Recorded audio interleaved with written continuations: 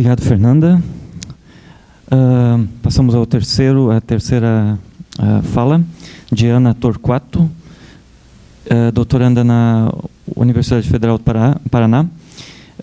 Título: O alcance extratextual de saber sobreviver, um estudo sobre a vida racional e não racional na literatura, né? Por favor. Boa tarde. Eu agradeço pela oportunidade de estar aqui com vocês. Como talvez todos vocês saibam, a pós-graduação é um tanto solitária nesse processo de escrever. Então, poder compartilhar o que eu estou criando, e talvez eu não tenha tanta certeza de onde eu vou chegar com isso, mas acho que é um processo que talvez chegue no... talvez eu ainda tenha que descobrir os caminhos, mas vai dar tudo certo. Eu vou falar sobre a convivência entre animais e seres humanos na literatura. Quando eu comecei a estudar esse tópico, eu não tinha nada em mente do que eu iria achar. Então, foi uma leitura que partiu da minha interpretação dos textos literários que eu escolhi como corpus da minha análise, e também um recorte teórico, principalmente filosófico, para falar sobre essas questões. Foi muito apropriado ter todas essas mesas que falaram de que conversam com o que eu vou falar hoje, e eu espero que a minha apresentação também dialogue com a de vocês. E eu vou utilizar a teoria do éter para falar sobre um ato de transitar entre áreas, mas um transitar que eu vou tomar a liberdade para interpretar da minha própria forma, que seria as áreas que eu vou estabelecer aqui, seria a corporeidade do ser humano e do animal. Então, e como que isso é significativo para a gente pensar a atuação de ambos em seus respectivos territórios, também físicos, porque essa análise vai ser bastante física e também bastante metafísica em contrapartida. E eu quero pensar como que esse diálogo tem relação com a sociedade também, e como que essa relação é mútua, né? Ela vai e vem, né? Do retorno que a Natália falou. Então, eu vou ler para ficar mais articulado. Durante muito tempo, o estabelecimento de uma oposição entre seres humanos e animais, sob o argumento da racionalidade do primeiro e da irracionalidade do segundo, foi concebida como incontornável.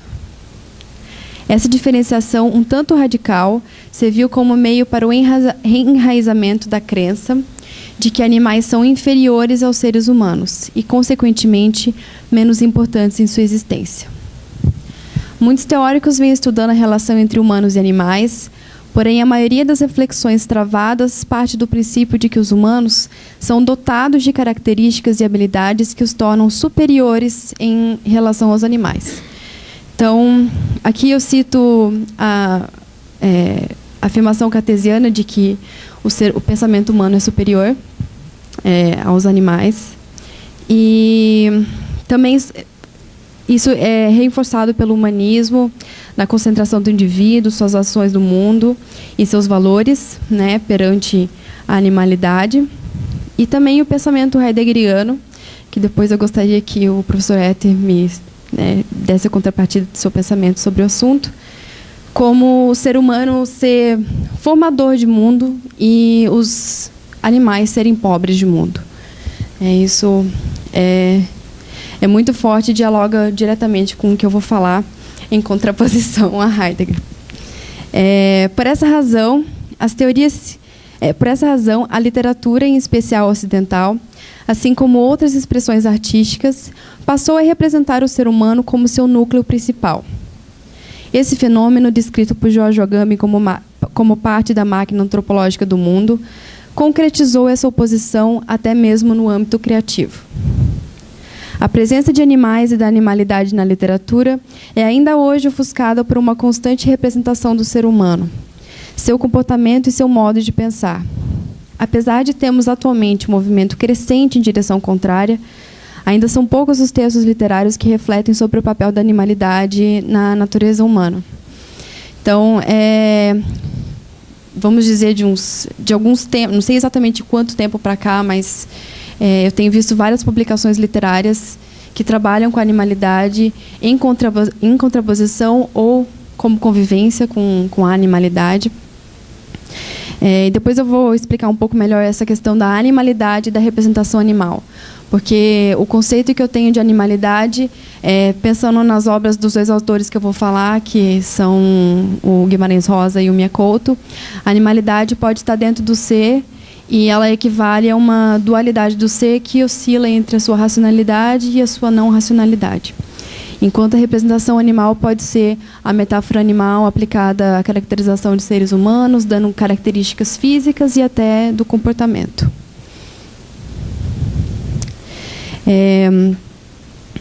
A presença de animais e da animalidade na literatura é ainda hoje ofuscada por uma constante representação do ser humano, seu comportamento e seu modo de pensar. Apesar de termos um movimento atualmente crescente, isso ainda não se consolidou completamente na literatura contemporânea. Assim, a separação no âmbito real e também no das ideias entre homens e animais deu origem a um movimento que utiliza a atribuição de animalidade a indivíduos considerados menores em importância, civilidade e, por fim, humanidade. A definição da animalidade, nesse caso, está relacionada ao sentido de inumanidade. E por isso que eu fiz a pergunta para o Paulo ontem sobre desumanidade e inumanidade, porque eu conceituo isso no meu trabalho. Então, eu peguei o que é o ser inumano. Eu peguei uma definição do Philip Armstrong, que é um professor da Universidade de Adelaide. Eu imagino, eu posso estar errada. Mas é numa publicação que se chama What Animals Mean in the Fiction of Modernity, de 2008. E a tradução é minha. Bestial, primitivo, desumano, cruel e hiperbólico em oposição ao civilizado, evoluído, justo, piedoso e decoroso. Na versão da história que dá respaldo à missão imperial, esse tipo de inumanidade constitui uma fase pré-moderna ocupada pelos humanos antes de treinados para serem diferentes do que são. E no original ele fala essa última parte assim: before they are trained out of it. Então, eles têm que ser treinados para quase que expurgar aquela falta de civilidade e começarem a serem mais humanos. A classificação desses indivíduos como animais não é nociva somente em seu conceito, mas principalmente no que diz respeito à liberdade de ações conferida aos opressores. A lógica do tratamento do outro passa a ser baseada em um pressuposto de inferioridade do desconhecido e incompreensível, tão pouco considerados civilizados e talvez até tidos como incapazes de conceber a sua própria existência. Nesse sentido, a união entre animalidade e humanidade em um ser humano passa a ter uma conotação extremamente negativa, com intuito degradador. Tal ato não vem sozinho, mas sim acompanhado de liberdades no tratamento do outro, que são consideradas incompatíveis com as leis de proteção aos direitos humanos, como o ato de escravizar, violar, matar e torturar. São muitas as práticas cujos princípios são semelhantes ao descrito previamente. Mas citarei como exemplos importantes para a presente análise o processo de colonização e eu fiz um recorte também, pensando na obra do Mia Couto, ao sistema patriarcal. Portanto, um mundo ficcional que aborde tais temas requer uma leitura que pondere sobre o entorno referencial também.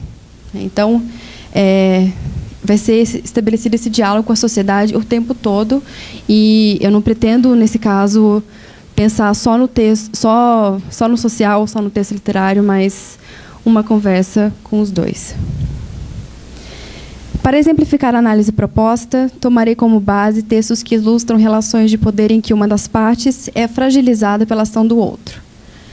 Cito como exemplo a representação da colonização de países como Brasil e Moçambique, porque o Mia Couto é moçambicano, por Portugal. E as relações entre homens e mulheres dentro de uma sociedade patriarcal. A análise dos textos literários que remetem às questões aqui colocadas será feita com a utilização da teoria dos estudos transárea enquanto suporte teórico, pois, e cito Éter, aos estudos de transárea interessam menos os espaços do que os caminhos, menos as demarcações de fronteiras do que os deslocamentos de fronteiras, menos os territórios do que as relações e comunicações. Essa é uma citação do Futuro, a Poética do Movimento nos Estudos Transárea, que saiu pela Leia, ano passado. Os textos escolhidos são provenientes de nações diferentes, mas ambos passaram por um processo histórico semelhante, e por isso também estabelecem um diálogo possível.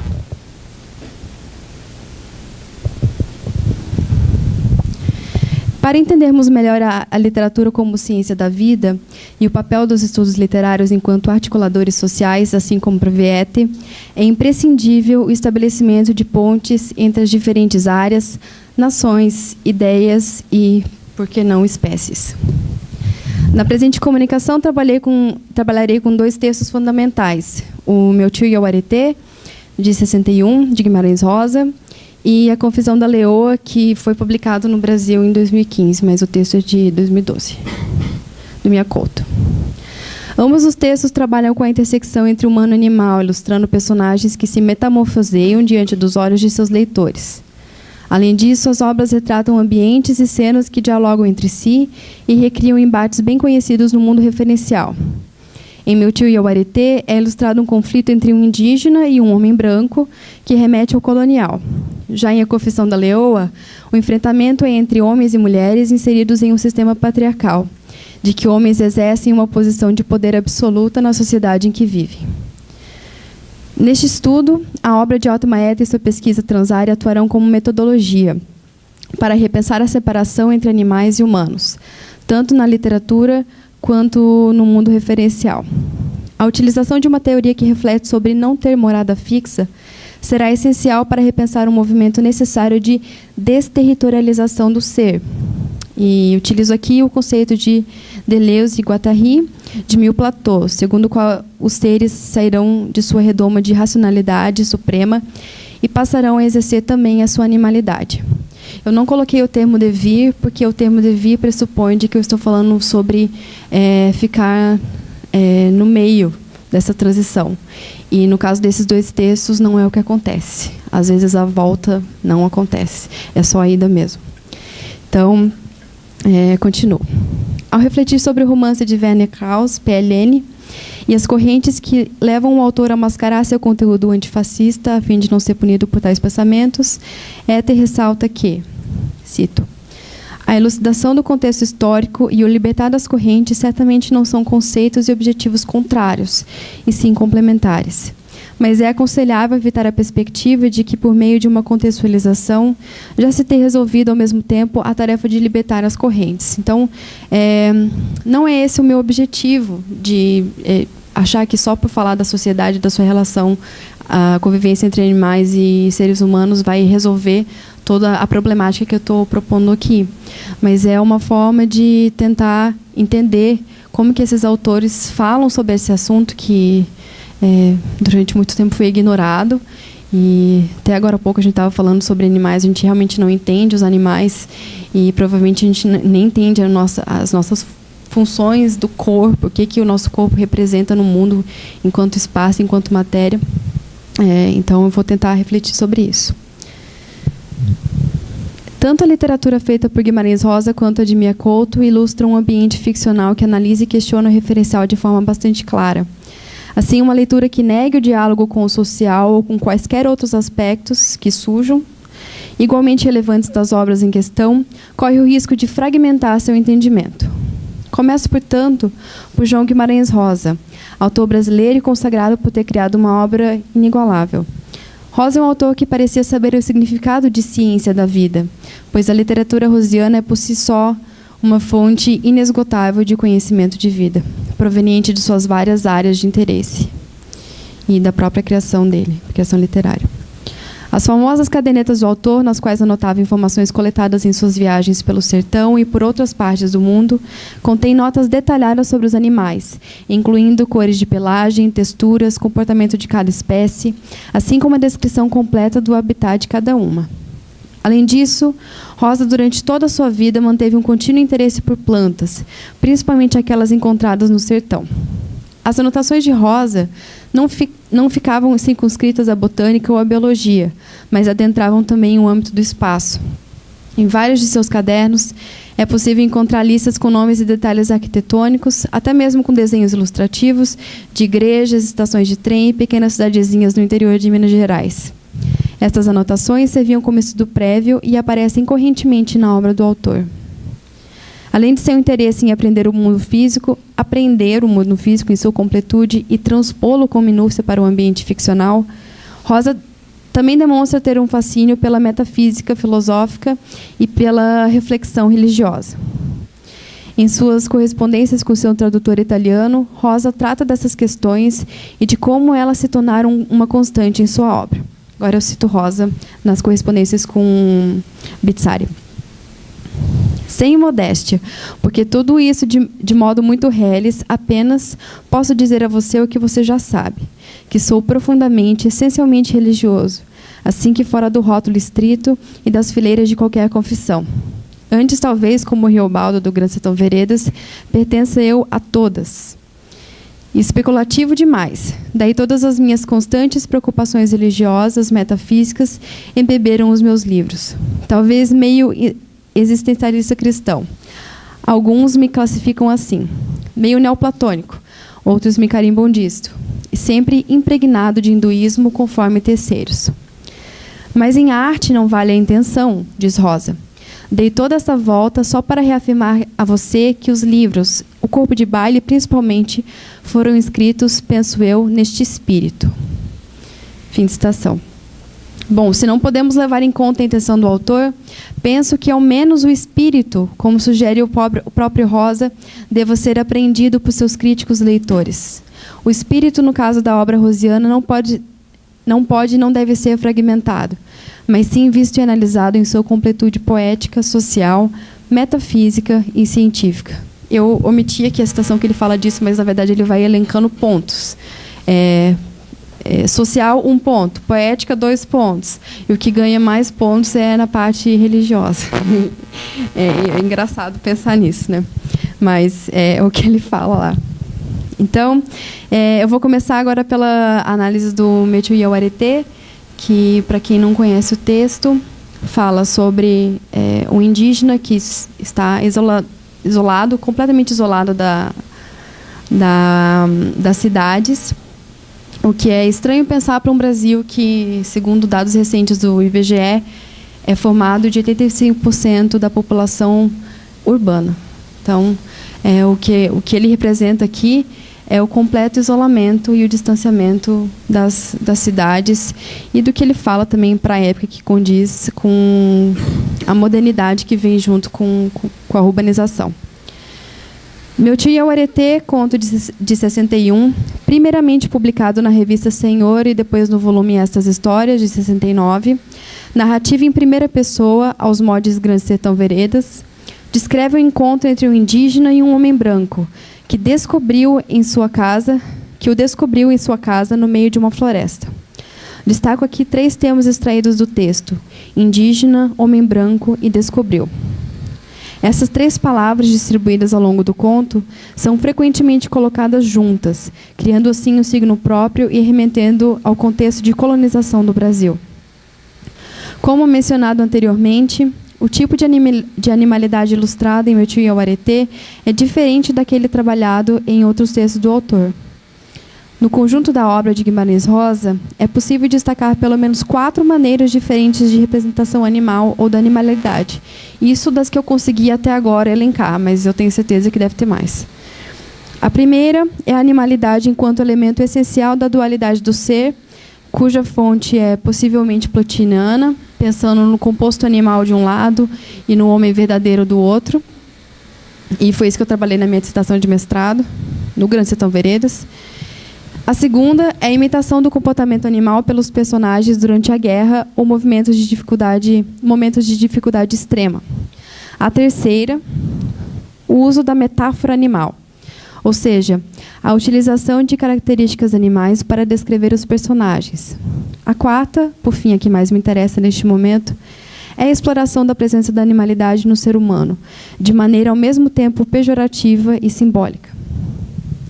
Em Grande Sertão Veredas, temos uma prévia do que será discutido a fundo em Meu Tio Iauaretê, quando o Riobaldo, no encontro com os Quatro-Manos no meio do sertão, afirma que eles estavam menos arredados dos bichos do que ele mesmo e seu clã. E ele fala que esse estar mais aproximados dos bichos do que ele e seu clã tem a ver com a capacidade deles de produzir um ódio absurdo espontaneamente, sem nem serem provocados. Mas é somente no conto de essas histórias que o embate entre raças ganha a proporção aqui trabalhada. O conceito de animalidade em Rosa é bastante complexo. Portanto, o embate de raças representado no conto em questão não representa a lógica interna da obra rosiana, mas sim uma forma narrativa de debate dos discursos externos em relação aos nativos das colônias, como índios e negros. E isso eu me refiro ao discurso do subalterno. A obra rosiana, como um todo, não somente coloca animais em foco, como também sugere uma ideia de aproximação entre o que podemos nomear como animais racionais e não racionais. Assim, o autor reverte o processo da máquina antropológica ocidental e passa a conceder um lugar de destaque dentro do texto literário para animais e animalidade. O conto Meu Tio Iauaretê apresenta uma revisitação crítica a um trauma sócio-histórico através da animalidade, pois é nele que Rosa traz ao leitor um conflito de raças. No início da narrativa, tanto o indígena quanto o homem branco parecem estar em termos amigáveis. E aqui eu vou puxar o mineirês para vocês. "Você quer de comer?" diz o indígena. "Tem carne, tem mandioca." Paçoca. "Você pode comer tudo, amanhã eu caço mais, mato viado." Fim de citação. Porém, logo a desconfiança do porquê da chegada do visitante começa a deixá-lo inquieto. Ele fala de novo. "Mas você sabia que eu moro aqui? Como é que sabia?" A desconfiança cresce quando o indígena percebe que o branco não quer deixar seus pertences fora de casa, nem mesmo sua arma de fogo. A partir deste momento, o visitante passa a ser um intruso que ultrapassa seu território, portanto, uma ameaça. Aos poucos, o personagem começa a tentar assustar o homem branco. E esse assustar é somente feito através do contar histórias, narrando o que ele já fez com outras pessoas, e não se sabe se é verdade ou não, mas é o que está ali presente no monólogo dele. "Onça já pegou um cavalo de Messê, pulou nele, sangrou na veia alteia, quebrou a cabeça do cavalo, rasgou o pescoço." O índio, através do seu contar, tece várias histórias que amedrontam o branco. Conta ele sobre onça, sobre amar uma onça fêmea e, finalmente, sobre agir como predador. Então, nesse âmbito, a gente tem o amor também por uma outra espécie, o que é bem peculiar e bem não tradicional para outros textos literários que falam sobre essa mesma convivência. "Depois não sei não. Acordei. Eu estava na casa do veredeiro, era de manhã cedinho. Eu estava em barro de sangue, unhas todas vermelhas de sangue. Veredeiro estava mordido, morto. Mulher do veredeiro, as filhas, menino pequeno." Fim de citação. O entrave continua até que o homem branco, assustado demais pelas sugestões do indígena sobre sua capacidade de ser animal, e não somente de transformar-se, acaba disparando a arma de fogo e o mata. Então, depois que ele fala sobre matar a família do veredeiro, tem uma partezinha, uma frasezinha que ele fala assim, e quando eu fui voltando para casa, ele fala, "Eu vim andando, mão no chão." Ou seja, ele já não estava andando sobre as duas pernas, mas sim quadrúpede. E isso é assustador, realmente, né? Para quem está ouvindo. Sob a perspectiva do subalterno, Gayatri Spivak, em Can the Subaltern Speak, afirma: "No contexto da produção colonial, o subalterno não tem história e não tem voz."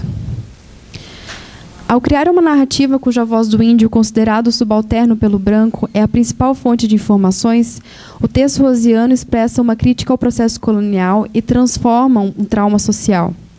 A partir desse momento, a animalidade conferida ao indígena não é mais a que atribui a ele a posição de inferioridade, mas sim a de poder. Peter Adkins, em sua obra Beastly Lives, de 2016, aponta que a figura do animal serve ao mesmo tempo como um discurso de subjugação mas também como uma possível forma de defesa.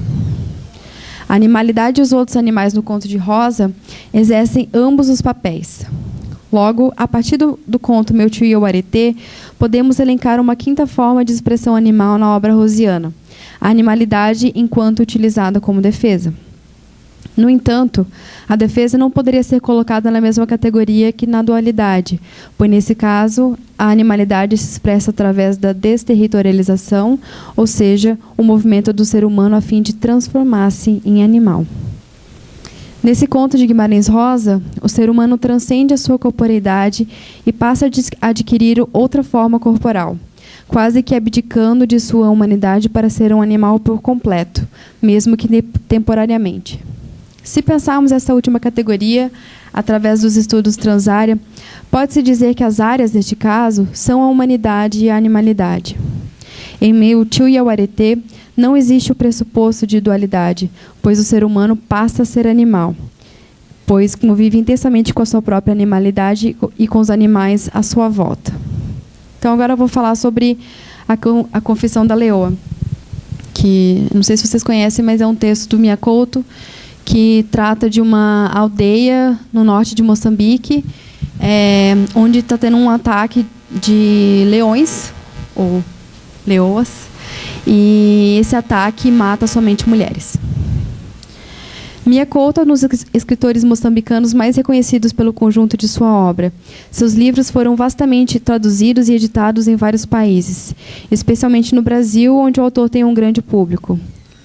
Sua relação com o Brasil é próxima, tanto por ser moçambicano e por possuir afinidades com a cultura brasileira, também herdeira da cultura e língua portuguesa, quanto por ser leitor de literatura brasileira, em especial de João Guimarães Rosa. Na verdade, eu tenho um caso de amor e ódio com Mia Couto, porque, tendo lido primeiro O Grande Sertão Veredas e depois lendo a obra dele e percebendo o quanto que ele herda disso de uma forma, às vezes, sei lá, parece que ele copia um pouquinho, mas assim, ele usa, desculpa, mas é a minha impressão de leitor. Mas, falando assim, ele também usa essas personagens migrantes, que ele pega algumas, por exemplo, o Dito, do Campo Geral, do Corpo de Baile, e transporta essa personagem para Histórias Abençonhadas, que também acho que é um dos contos que está lá. Tem o Dito, o Ditinho, que é difícil dizer que não seja inspirado no Guimarães Rosa, né? A obra de... Assim como Rosa, Mia Couto também possui uma outra profissão além da de escritor. Ele é biólogo e gerencia uma empresa de recuperação ambiental em Maputo. Essa coincidência torna a figura de ambos os autores ainda mais interessante, pois eles transitam entre áreas, sendo na medicina, na diplomacia ou na biologia. A obra de Mia Couto possui várias semelhanças com a de Guimarães Rosa. Uma delas é a escolha para a ambientação de suas narrativas.